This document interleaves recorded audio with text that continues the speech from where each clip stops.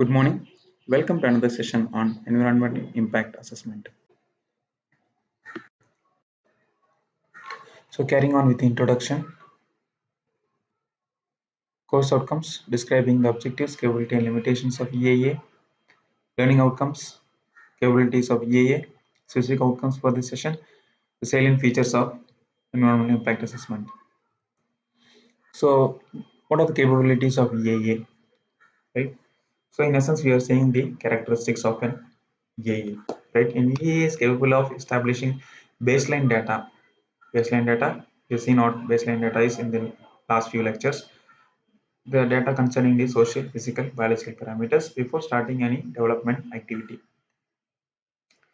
An EA enables the government and public at large to evaluate the benefits of the project versus the environmental degradation and modification.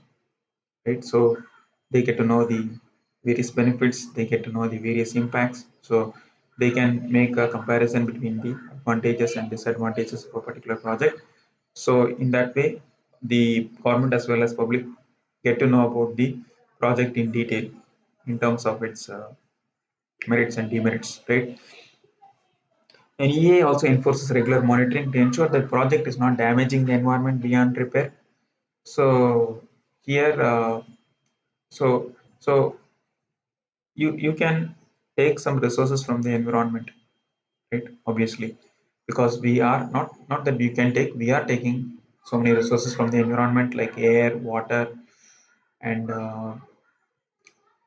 we are taking some a lot of things from the trees, plants, right? So we can take some things, but beyond some stage, if you repair the environment, it is impossible to get it back, right?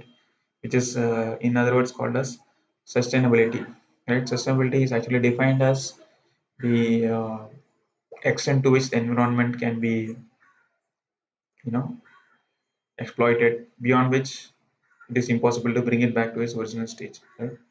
So here what they're saying is EA enforces regular monitoring, so in that way the project will not be damaging beyond some particular limit or level, right?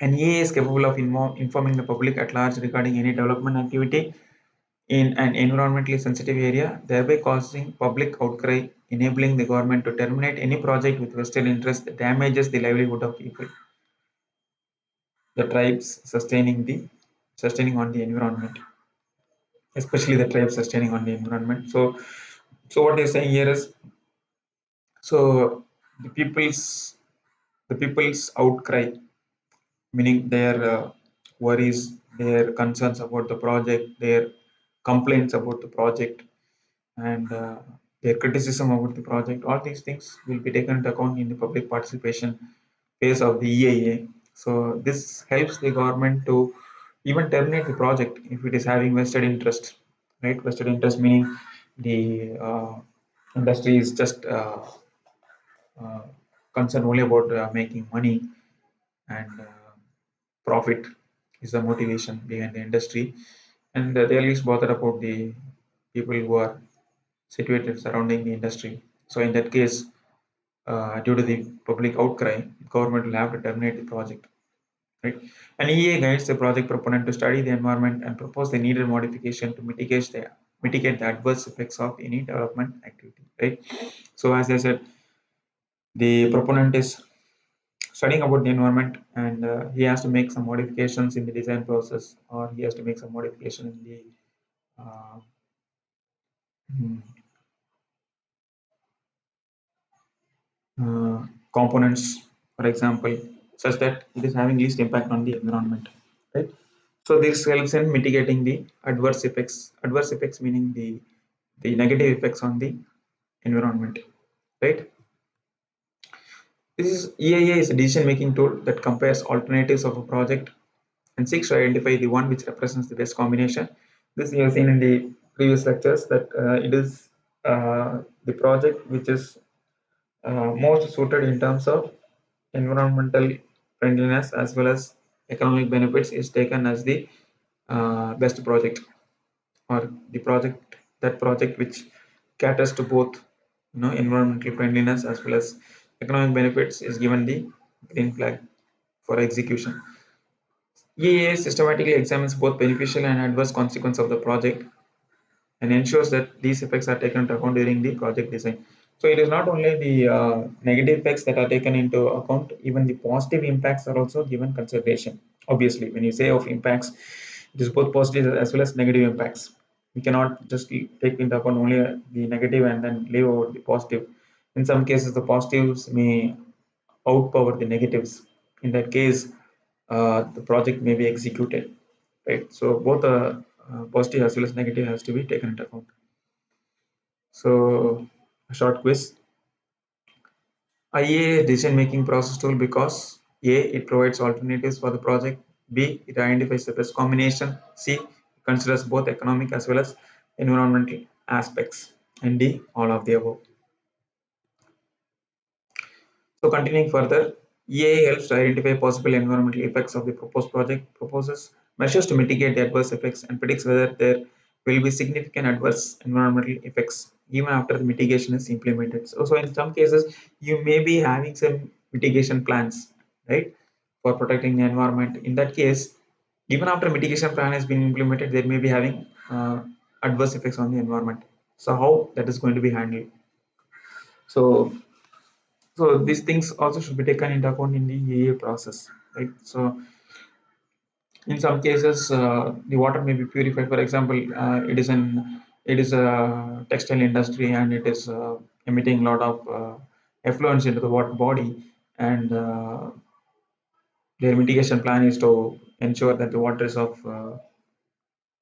proper standards before it is being let out into the river or land or ocean or something. So in that case, the water has to meet the proper standards. Assume that they don't meet the standards. So what is to be done? So this question also comes into account. So well, practically they may not do anything, but as a part of the EA process, this has to be addressed. By considering the environmental effects of the project and the mitigation early in the project planning cycle, environmental assessment has many benefits such as protection of the environment, optimum utilization of resources, saving of time, and the cost of the project. Right, so there are various benefits like environmental protection, optimal utilization of resources, time saving, cost saving, etc. Properly conducted EAA also lessens conflicts by promoting community participation, informing decision makers, helping lay the base for an environmentally sound project. Right, so this we have already seen. Benefits of integrating EAA is observed at all stages of the project.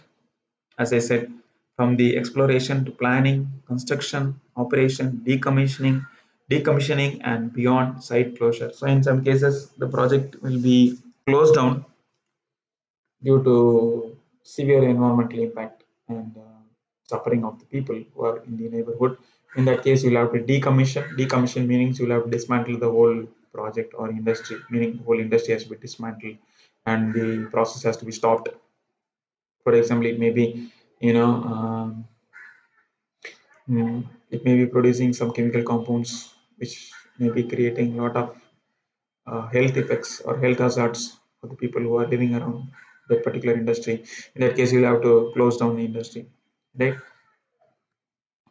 So, coming to the end of the session, EA has the following advantages: it lessens the conflicts, promotes community participation, informs decision makers. D is all of the above. Thank you. Thus, we come to the end of this session. Thank you for your participation. Looking forward to meeting you in the next session.